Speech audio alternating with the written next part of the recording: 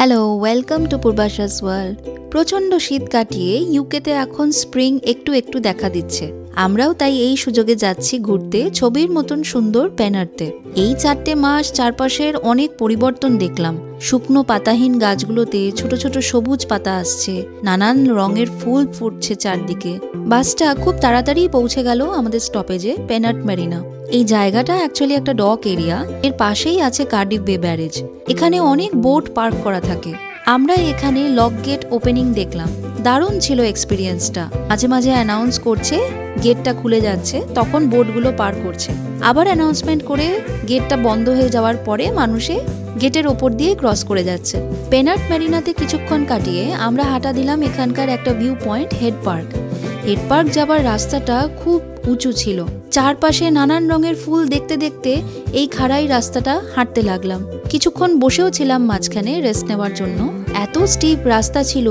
সেই ক্লান্তির পর যখন এই দৃশ্যটা দেখলাম মনে হলো যেন কষ্টটা সার্থক। আর এটা ব্রিস্টল চ্যানেল, আর এটা হলো সাবার্ন নদীর মোহনা। অপূর্ব সুন্দর ভিউ হেড পার্ক থেকে।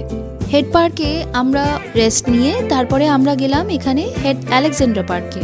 আলেকজান্ড্রা পার্কে যাওয়ার রাস্তাটাতে সব ইন্ডিভিজুয়াল হাউসেস পড়ে, আর তাদের প্রাইভেট গার্ডেনে অপূর্ব সুন্দর সব ফুলের গাছ। পেনার্ট যে সুন্দর জায়গা সেটা তো জানতামই, বাট স্প্রিং আসছে বলে পেনার্ট যেন আরো সুন্দরভাবে সেজে উঠেছে। পৌঁছে গেছি আলেকজান্ড্রা পার্কে। এটা পার্ক কম আর সিনেমার শুটিং স্পট বেশি মনে হচ্ছিল। এত সুন্দর গার্ডেনিং করা, এত পরিষ্কার পরিচ্ছন্ন, চারদিকে নানান রঙের ফুল ফুটে আছে, কোথাও ইয়েলো কোথাও হোয়াইট। সব থেকে আশ্চর্য লাগলো যে এই পার্কের কিন্তু কোনো এন্ট্রি ফি নেই, আবার কোথাও কোনো সেরকম নোংরাও পড়ে থাকতে দেখলাম না। খুব ওয়েল মেনটেন। আলেকজান্ড্রা পার্কে আমরা বেশ কিছুক্ষণ কাটিয়েছি। আমরা তিনজনেই নিজের নিজের মতন করে টাইম স্পেন্ড করছিলাম। অনেক ফটো তুললাম, ভিডিও করেছি। পেনার্টে আমাদের লাস্ট স্পট পেনার্ট পিয়ার। এখানকার মেইন অ্যাট্রাকশন এই সি ওয়াকটা। সি ওয়াকটা এত সুন্দর ব্যবস্থা, অনেকেই এখানে অনেকক্ষণ বসে থাকে। সিটিং অ্যারেঞ্জমেন্ট, ওয়াশরুম, রেস্টুরেন্ট সব কিছু আছে এই সি ওয়াকের ওপরে। এখান থেকে সানসেটটাও অপূর্ব সুন্দর। আজকে যেহেতু অনেকটা টাইম হয়ে গেছে, ওই জন্য পেনার্ট পিয়ার দেখার জন্য আমরা আবার একদিন এসেছিলাম। তাই এই ভিডিওটাতে আপনি হাই আর লো টাইড দুটোই দেখতে পাবেন। পেনার্ট পিয়ারের নিচে দিয়ে যাওয়ার অভিজ্ঞতাটাও আমাদের হয়েছিল লো টাইডের দিনে। এখানকার পেবেল বিচটা বসে থাকতে ভীষণ ভালো লাগে।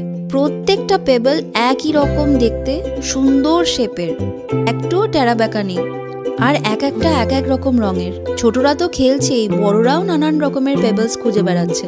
আমাদের খুব পছন্দের জায়গা এই পেনার্ট পিয়ারটা। পেনার্ট পিয়ারের কিছু স্পেশাল মোমেন্টস রাখলাম তাই আপনাদের জন্য।